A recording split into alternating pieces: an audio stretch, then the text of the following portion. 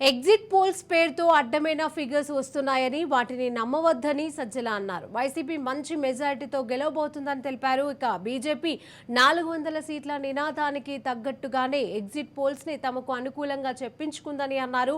Local సర్వేలు మాకు positive గా ఉన్నాయని, ఎగ్జిట్ పోల్స్ గందరగోళంగా ఉన్నాయని తెలిపారు.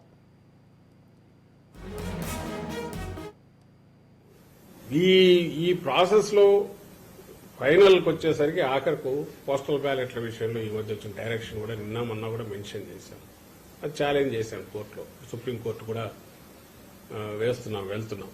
నిన్న ఇక్కడ హైకోర్టులో వెసులుబాటు రాకపోవడంతో ఇవన్నీ దేన్ని సూచిస్తున్నాయంటే అధికారం సెంటర్లో ఉన్న అధికారం అడ్డం పెట్టుకొని ఇప్పుడు ఎన్నికల కమిషన్ పరిధిలోకి ఇక్కడ అధికార యంత్రాంగము వస్తుంది. ఎన్నికలన్నీ దారాదోర్లు జరుగుతాయి కాబట్టి పోలింగ్ లో గానీ